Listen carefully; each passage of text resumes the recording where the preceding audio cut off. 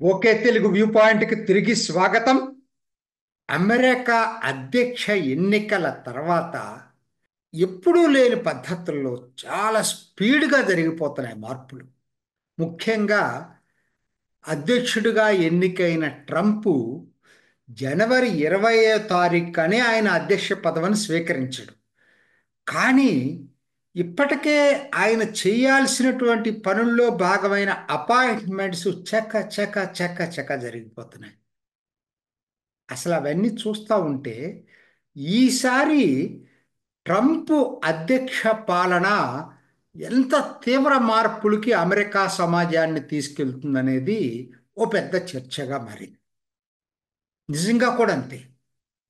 ఎందుకంటే అందరేంటి, అందరు అనుకుంటుంది ఒకటే: వలస అక్రమ వలసవాదులపై ఉక్కు పాదం మోపుతాడు అనేది అందరూ ఊహిస్తుంది. అది కోటికి పైగా ఉన్నటువంటి అక్రమ వలసవాదుల్ని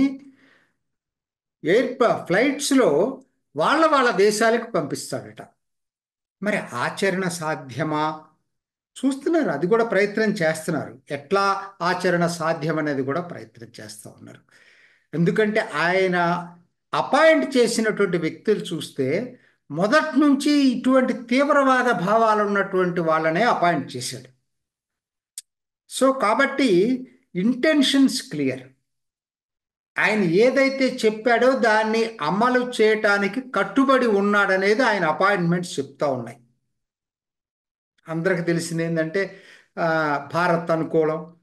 అది అయితే అవ్వచ్చు. భారత్ అనుకూలం అనే దానికన్నా కూడా కరెక్ట్గా చెప్పాలంటే చైనా వ్యతిరేక ఇరుసుగా అపాయింట్మెంట్స్ జరిగినాయి అని చెప్పండి. కానీ అది ఒక పార్టే. మీరు దాన్ని అర్ధసత్యం. అది అది కాదండి, ప్రధానమైనది అది కాదు.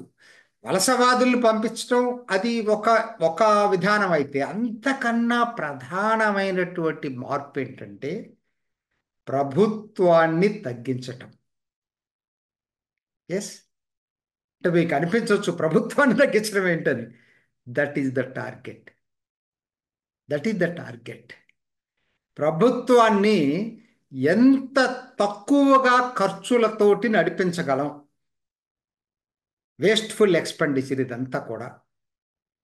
దానివల్లనే పన్నులు వేయాల్సి వస్తుంది, లోటు ఎక్కువైపోతుంది బడ్జెట్లో. సో అసలు ప్రభుత్వాన్ని తగ్గించాలి, ప్రభుత్వ ఖర్చులు తగ్గించాలి, ప్రభుత్వ రెగ్యులేషన్స్ తగ్గించాలి. ఇంకా ఏమున్నాయి, అసలు ప్రభుత్వ యంత్రాంగం సైజును కూడా తగ్గించాలి. బ్యూరోక్రసీనే తగ్గించాలి. ఇవన్నీ ఇవాళ ఎవరిని అపాయింట్ చేసేట దానికి డిపార్ట్మెంట్ ఆఫ్ గవర్నమెంట్ ఎఫిషియన్సీ అనే దాన్ని ఒకటి క్రియేట్ చేశాడు. అదేమి గవర్నమెంట్ డిపార్ట్మెంట్ కాదు. ఇంకొక విషయం, అది గవర్నమెంట్ డిపార్ట్మెంట్ కాదు, అవుట్ సైడ్ నుంచి పనిచేస్తుంది. వాళ్ళకి ప్రభుత్వ జీతాలను తీసుకోరు, ప్రభుత్వ పారిఫార్నియాని ఉపయోగించుకోరు. అవసరమైతే ప్రభుత్వంలో ఉన్నటువంటి డిపార్ట్మెంట్స్ యొక్క సహాయ సహకారాలు తీసుకుంటారు, అంతవరకే. వాళ్ళు స్వతంత్రంగా పనిచేస్తారు. ఎవరు? Elon Musk, Vivek Ramaswamy. అసలు వీళ్ళు అంతకుముందు చెప్పినవి వింటే మీరు ఆశ్చర్యపోతారు. ఎలన్ మస్క్ ఎన్నికల ముందు ట్వీట్ చేశాడు. ఆయనదే కదా, ఆ ఎక్స్ కూడా ఆయనదే కదా. ఆ ట్వీట్లో ఏం చెప్పాడో తెలుసా? నేను ఈసారి అధికారం గనక ట్రంప్కి వస్తే ప్రభుత్వంలో $2 లక్షల కోట్ల ఖర్చు తగ్గించడానికి ప్రయత్నం చేస్తాం. $2 లక్షల కోట్ల. ఆలోచించండి. అంటే వాళ్ళ ఆలోచనలు అలా ఉన్నాయి.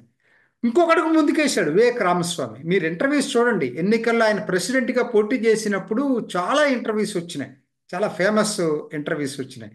అవన్నీ చూసిన వాళ్ళకి అర్థమవుతుంది అతని ఐడియాస్ ఏంటిది హాకిష్గా ఉన్నాయి చాలా అని. ఆయన అసలు ఏమన్నాడు? Federal bureau of investigation, FBI అనవసరం, ఇక్కడ రద్దు చేసేయాలి ఎఫ్బిఐని, వివేక్ రామస్వామి మాటల్లో. అదే కాదండో, ఇంకొకటి ఉంది, ఎడ్యుకేషన్ డిపార్ట్మెంట్ అనే దాన్ని రద్దు చేసేయాలి. ట్రంప్ కూడా ఎక్కడో చెప్పాడు ఈ మాట, ఎడ్యుకేషన్ డిపార్ట్మెంట్ని రద్దు చేయాలనేది. అసలు అదే కాదు, వివేక రామస్వామి ఏమన్నాడంటే ఇప్పుడున్న వాషింగ్టన్ డీసీలో 1/2 యంత్రాంగాన్ని తీసిపారేయాలి.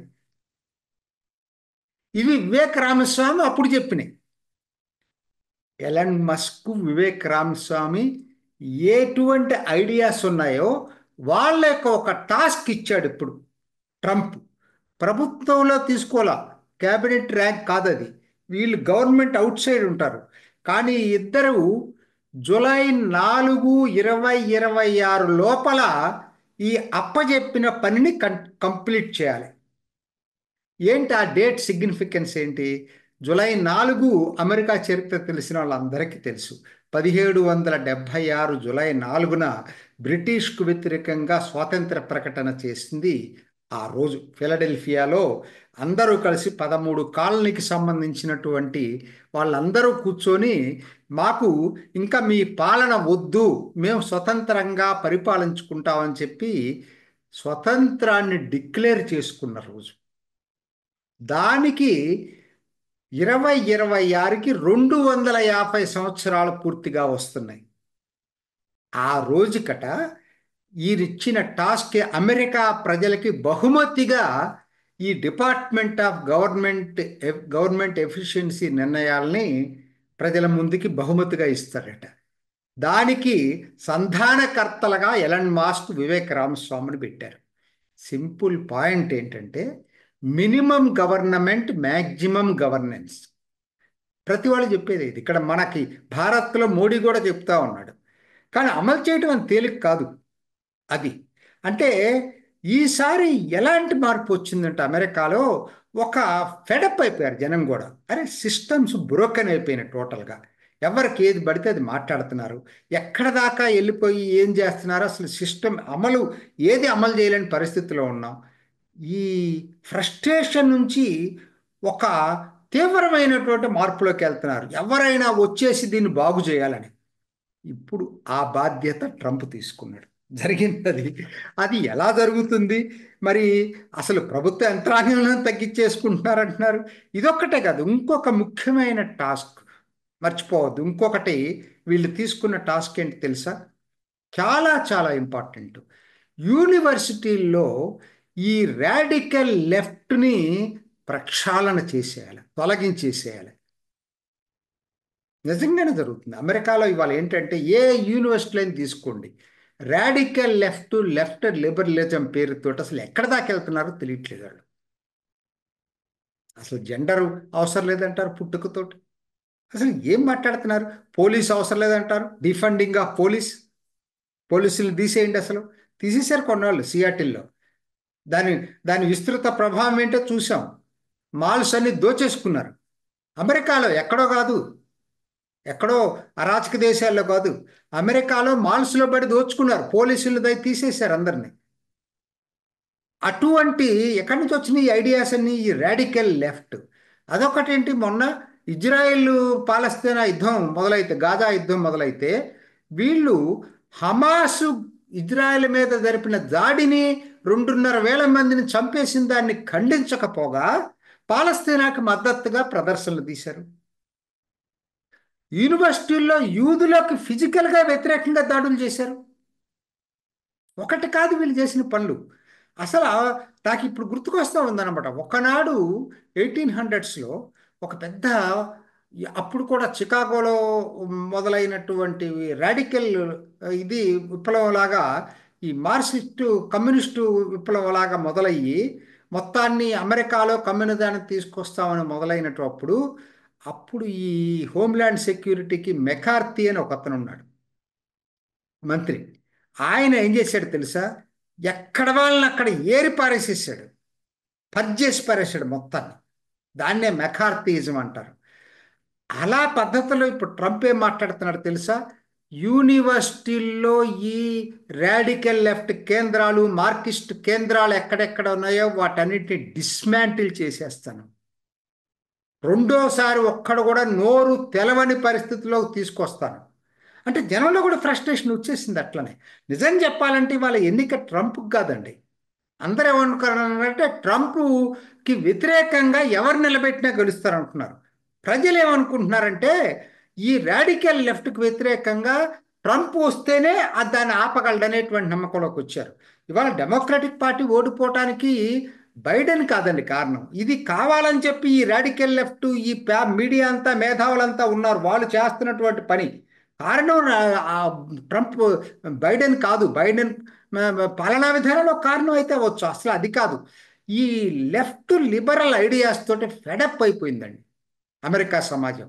ఏంటంటే మీకు పోలీసులు అవసరం లేదు అసలు. ఆడవాళ్ళు పుట్టుకతో హక్కు ఏంటి మీకు? ఆడవాళ్ళు కావాలంటే మగవాళ్ళకి మారచ్చు, మగవాళ్ళు కావాలంటే ఆడవాళ్ళకి మారచ్చు. అసలు ఏం మాట్లాడుతున్నారో వాళ్ళకే తెలియట్లేదు.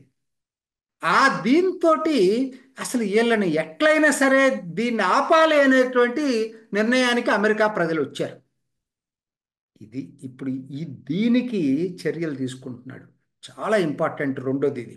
ఒకవైపు మినిమం గవర్నమెంట్ పేరుతోటి డిపార్ట్మెంట్ ఆఫ్ గవర్నమెంట్ ఎఫిషియన్సీని క్రియేట్ చేయటం. రెండోది కల్చరల్ లెఫ్ట్ పేరుతోటి ఏదైతే విపరీత పోకడలు అమెరికా సమాజంలో వచ్చినాయో దాన్ని తుంచి పారేయటం. ఇది ప్రధానంగా ఇప్పుడు చేయబోతుంది. ఎడ్యుకేషన్ ఛాయిస్ ఇందాక చెప్పాను నేను, ఎడ్యుకేషన్ డిపార్ట్మెంట్ రద్దు చేయాలని. ట్రంప్ ఆలోచనలు ఎలా ఉన్నాయంటే, ఒక పబ్లిక్ స్కూల్సే ఎందుకు ఉండాలి, ప్రైవేట్ స్కూల్స్ కూడా మేము ఫండ్స్ ఇస్తాం. ఎక్కడ స్టాండర్డ్స్ ఉంటే ఎడ్యుకేషన్ ఛాయిస్ ఉండాలి. విద్యార్థి ఎక్కడ కావాలంటే అక్కడ జాయిన్ అవ్వాలి, కానీ మీరు కంపల్సరీగా పబ్లిక్ స్కూల్లోనే జాయిరగమ్మని చెప్పడం కరెక్ట్ కాదని. ఇదే పెద్ద డిబేట్. అది ఇప్పుడు చెప్పలేం ఏం జరుగుతుంది, బట్ వాళ్ళ ఆలోచన చెప్తున్నా. ఆర్మీనే పనిచేసే పరిస్థితులు కనపడుతున్నారు, జనరల్స్ని కూడా పనిచేస్తారట. సరే, ట్యాక్సులు ఇప్పుడున్న దానికన్నా అమెరికాలో పరిశ్రమ పెట్టేటైతే ఇప్పుడు 21% ఉన్నటువంటి ట్యాక్స్ 15% తగ్గిస్తానని చెప్పి ప్రామిస్ చేశారు వాళ్ళ ఎన్నికల్లో. మరి ఉన్నాయి కదా వాళ్ళకి డబ్బులు, అక్కడ 2,00,000 కోట్లు మిగులుస్తానంటున్నాడు కదా ఎలన్ మాస్క్.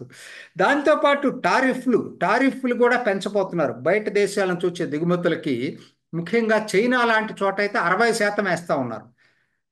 ఇండియా లాంటి దేశాల మీద కూడా టారిఫ్లు రాబోతున్నాయి, భారత్ నుంచి దిగుమతి చేసుకునే వాటి మీద. H1B వీసాలకు కూడా చాలా రిస్ట్రిక్షన్స్ తీసుకొస్తారనేది బాగా వినపడుతుంది. ఒకటే పాయింట్ అండి, ఒక సేవ్ అమెరికా మూమెంట్ అనేది జనం మైండ్స్లో నాటగలిగాడు. అదొక తీవ్రమైనటువంటి సామాజిక ఉద్యమం లాగా మారి ట్రంప్కి వాళ్ళ ఓట్లు వేశారు. ఎక్కడెక్కడ ఓట్లు వేశారండి? దీనికి ప్రజల మద్దతు లేదనుకోకండి. మీరు ఏదైతే డెమోక్రాట్స్కి చాలా మంచి స్ట్రాంగ్ హోల్డ్స్ అనుకున్నటువంటి కాలిఫోర్నియాలో, న్యూయార్క్లో, చికాగో నగరం ఉన్న ఇల్లినాయ్లో, వీటన్నిటిలో కూడా ఇవాళ ఒక్కసారి ట్రంప్ గెలవపోవచ్చు అక్కడ, కానీ దాదాపు 10% పైగా ఓటింగ్ శాతం పెరిగింది ట్రంప్కి వాళ్ళ రిపబ్లికన్ పార్టీకి. ఎక్కడ ఓక్లాండ్, శాన్ ఫ్రాన్సిస్కో యొక్క జంట నగరం అనుకోండి. ఒకనాడు మన బర్క్లీ యూనివర్సిటీ ఉంటుంది, కమలా హ్యారిస్ తల్లి చదువుకున్నటువంటిది. నేను చూశాను ఆ యూనివర్సిటీ. ఆ ఓక్లాండ్ అసలు డెమోక్రాట్స్కి, లిబరల్స్కి చాలా పెట్టిన పేరు. అక్కడ రిపబ్లికన్ గెలిచారు కొన్ని సీట్లు. లాస్ ఏంజల్స్లో గెలిచారు. మీరు పరిస్థితి ఇప్పుడు ఎట్లా వచ్చిందో సామాజిక మార్పు దిశగా వచ్చేసింది ఇవాళ. సో ఇది ట్రంప్ అయితేనే చేయగలడనేటువంటి దీంట్లో ఉంది. డెమోక్రాటిక్ కంచు కోటలు బద్దలైపోయినాయి ఇవాళ. నా దృష్టిలో ఇది ఒక సామాజిక తిరుగుబాటుగా అమెరికాలో మార్పు చెందింది. ఇది నన్ను అడిగితే ఒక్క మాటలో చెప్పాలంటే, ఈ ఎన్నిక తీర్పు రాబోయే ట్రంప్ యొక్క పాలన ఎలా ఉండబోతుందంటే, రాడికల్ లెఫ్ట్ పై యుద్ధాన్ని ప్రకటించాడు ట్రంప్. చూద్దాం ఏం జరుగుతుంది. ఇది ఈనాటి ఓకే తెలుగు వ్యూ పాయింట్. మరొక ఎపిసోడ్లో మళ్ళీ కలుసుకుందాం. నమస్తే. చూసారు కదండి, మరి ఈ వీడియో కనుక మీకు నచ్చినట్లయితే ఒక లైక్ కొట్టేసి మీ అభిప్రాయాన్ని కూడా కామెంట్ బాక్స్లో తెలియజేస్తూ ఇలాంటి ఇంట్రెస్టింగ్ అప్డేట్స్ కోసం మా ఛానల్ని సబ్స్క్రైబ్ చేసుకోండి.